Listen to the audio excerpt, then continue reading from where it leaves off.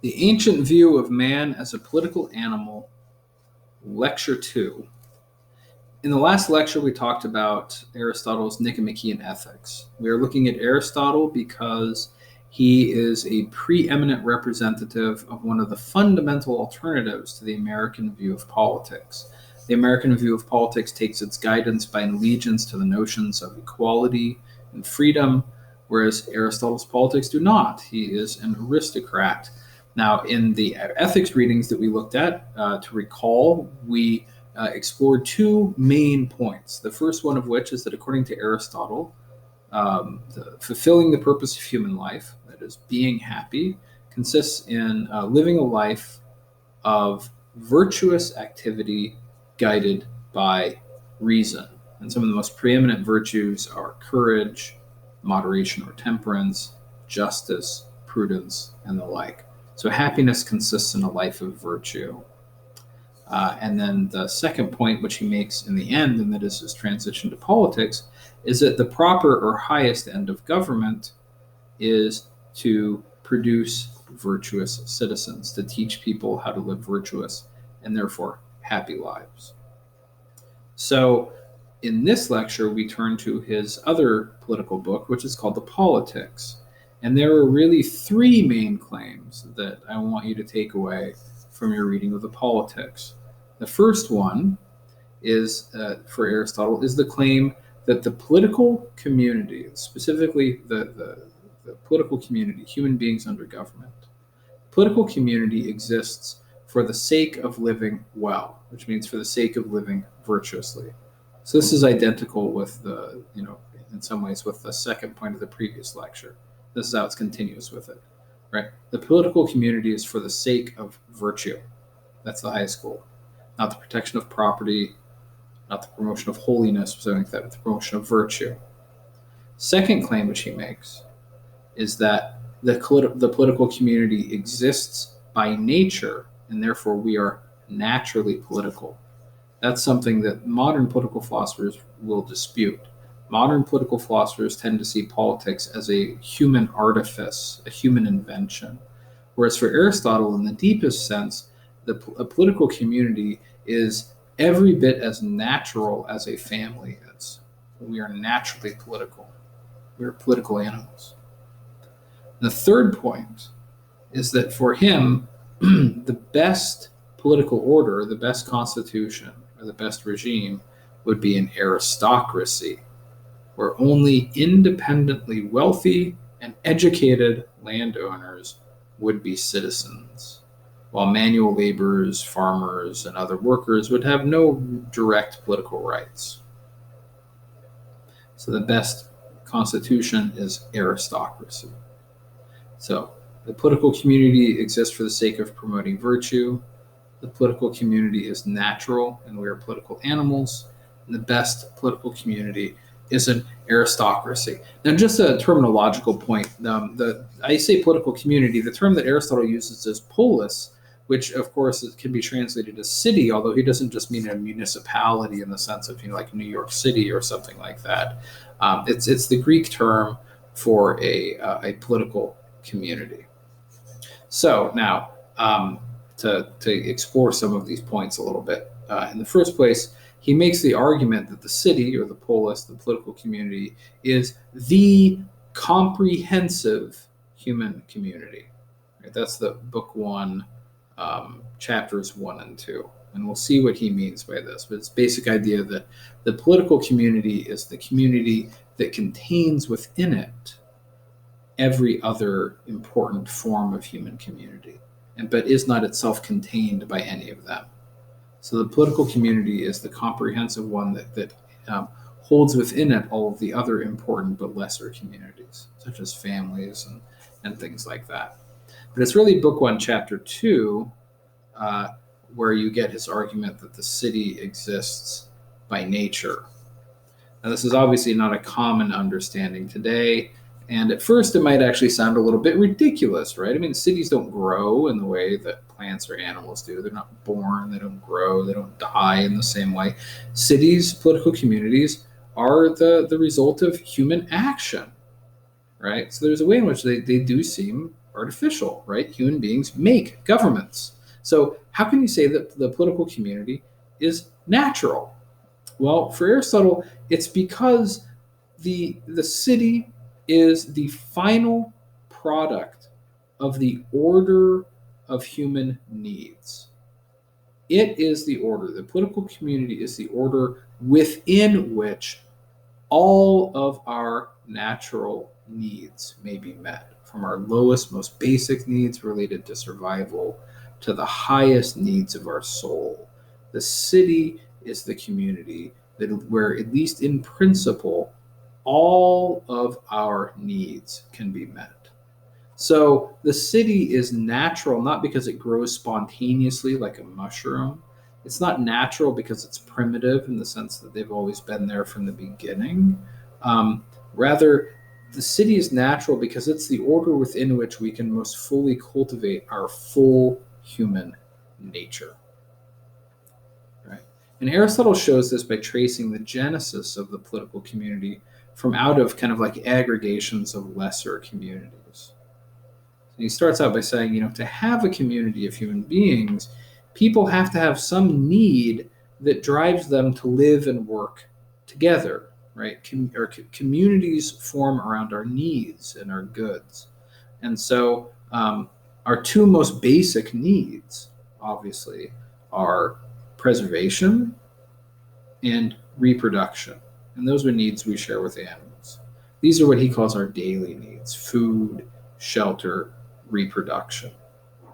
And those basic human needs are met by the family, or the household, as he calls it, right? So it's not just the nuclear family, but, kind of grandkids, grandparents, brothers, sisters, household staff, the household, the private household. That's the first real human community. And that's where our basic daily needs for food, shelter, and companionship and such things can be met. Now, that's not to say that meeting daily needs is all the family does. I mean, the family, he doesn't see the family as just kind of like for economic cooperation. The family plays a role in education, in providing friendship, love, good habits, all of those kinds of things. But the low daily needs of survival and reproduction are the original basis for the institution of the family. The family, at its most basic, is a community of cooperation for the sake of survival and reproduction. Right, so there's more to it, but that's the original basis for the family. But human beings have other needs, right? They have needs that can't simply be met, that go beyond and can't simply be met by the family, or can't be met well by the family. And so that's why in the next, if the household is the first human community, the second one is what he calls a village. And a village, he refers to this, somewhat obscurely as being for the sake of something more than the supply of daily needs. So if the household or the family is there to meet daily needs, the village is there for those needs that aren't exactly daily needs. But what are those things? He doesn't really say, but I mean, there are a couple things that are pretty clear, right? You need to form new households, right? Because people need to get married, right? So the need to get married and have a family of your own, that has to be met outside of your, original household. You can't marry your mother or your sister or your brother or your father, right? But also larger associations like a village allow for more security against aggression, right? They're more secure because you have more people. And you can have kind of a more complex division of labor, right? You can begin to have economic specialization. This guy's a farmer, that guy's a blacksmith.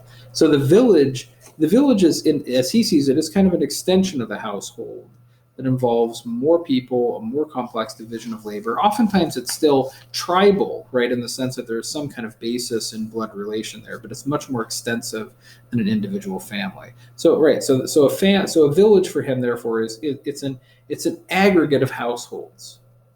So first there's the household for daily needs, then there's the village for non-daily needs. But these villages in his presentation are still rather primitive, right? He quotes, for example, Homer, that each one gives law to his children and wives. In the context, Aristotle, when he gives that quote from Homer, he's talking about the patriarchal rule that exists within extended kinship structures that make up a village. Um, but the quotation, each one gives law to his children and his wives, is a description of the Cyclops in the Odyssey. So it's not a flattering comparison to say that, kind of households within villages are, like the Cyclops, right? Who is, sort of famously kind of primitive and ill-mannered. And so he's sort of kind of indirectly saying that, human life was kind of primitive and uncivilized and rather violent in the beginning. And indeed, there's a passage in the Politics where he says that human beings are both the best and the worst of animals.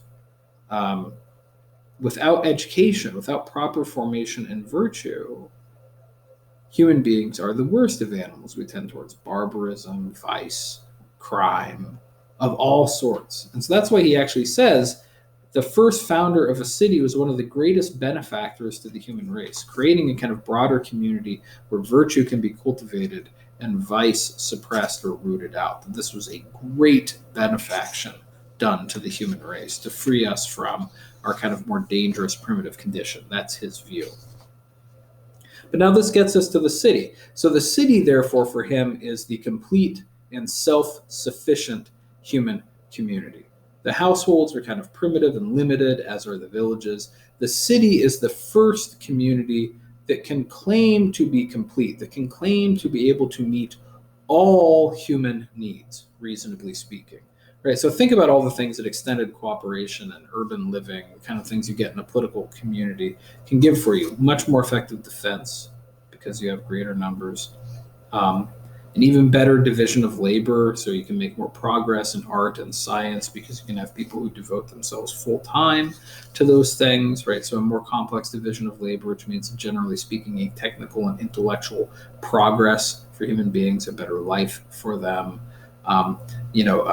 Production of more resources, and that's kind of what he's getting at with self-sufficiency, right? So, cities can provide for themselves, they can defend themselves, they can make progress through the division of labor. And also a thing that, and this comes out in passages in Aristotle that we haven't read, but one of the things that he thinks you tend to really only get when you get to a political community proper, so not just a village or a tribe or something like that, is truly impartial law and adjudication, living under impartial law instead of under paternal tyranny or sort of like arbitrary force. So it's really in a city that you first get orderly life in accordance with law.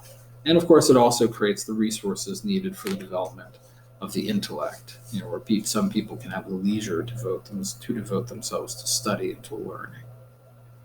So the city can provide things that the other communities can't, and it contains villages or tribes and households within it. So it can also defend those lesser communities in doing what they do. So it's because the city is a self-sufficient community also that it can be said to exist by nature. It doesn't grow like a plant. It's natural, as it is the first and only community in which the whole range of human needs rooted in our nature can be properly met. And that's why he goes on to say that the city exists for the sake of living well, not for the sake of merely living. Even if political communities come together in the first place for the sake of survival or defense, their ultimate purpose is a higher one than mere survival. It's actually meeting the higher needs of human beings. So the city makes available what is necessary in order to live well. Now, it's true, it says it comes into being for the sake of mere life, for material need and security, but it continues in being for the sake of living well. And that's why he says human beings are political animals.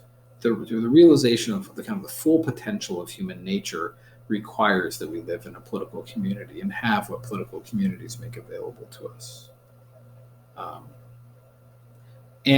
Also political life brings to fruition the uniquely human possibility of building and sustaining a community whose basis is not emotion or instinct or blood relation, but rather a shared understanding of right and wrong or good and bad. Right? That's one of the things that makes us really a political animal, that we have reason, and by means of reason, we have an understanding not just of the pleasant and the painful, but of the good and the bad and the just and the unjust. And political communities are communities formed not on the basis of blood relation or instinct, but on the basis of a shared understanding of the good and the bad and the just and the unjust. Now, some very not modern conclusions follow from this, and I'll just mention one right now, which is, as he says, the city is prior to the individual. And that's kind of a weird thing to say, because obviously he doesn't mean that the city is chronologically prior to the individual. Human beings existed before political communities existed. And since political communities are communities of human beings, right, in that sense, political communities only exist if human beings exist. So when he says that the city's prior to the individual, he doesn't mean something like at first there were just a bunch of buildings and then all of a sudden human beings showed up. No, the city is prior to the individual, according to him, because it is the city that makes living well possible for the individual. The individual is dependent upon the city and the goods that it provides in order to live well. It's dependent on all the goods, the education, the protection, etc., that the city provides. Right? As he says, isolated individuals are not self-sufficient. They're not capable of attaining for themselves everything they need in order to live well. They can do that only by being part of a political order that makes these things available. And so that's why he presents the city as kind of a whole and individuals as parts. He's not some kind of totalitarian who thinks that, we should be submerged in some kind of collective. But rather, he says the city is prior to the individual in the sense that we need the political community more than the political community needs any one of us in particular. We need it because its existence makes possible access to goods that we need as individuals to live well. So you depend on your community for what you need, but not so much vice versa. You're indebted to your community for the life you live. You owe it, for example, your support when it needs defense. You owe it taxes to sustain it, etc. The community is prior. Outside of it, you really can't have a good quality of life. As Aristotle says, a fully self-sufficient human being isn't really even a human being. He's either a beast, so in other words, has just the most basic animal needs for food, shelter, and reproduction, or he's a god, meaning he has the power to acquire and the wisdom to use every good thing. Right? So anybody who's self-sufficient is either self-sufficient because they are lower than what a human being is, and thus not in need of very much, or higher than a human being and have the power to attain for themselves those goods. But we're not like that. We're in between. We're kind of like part animal, part God. And we're not self-sufficient. We need these communities to live well. So that's what he means by the city being prior to the individual.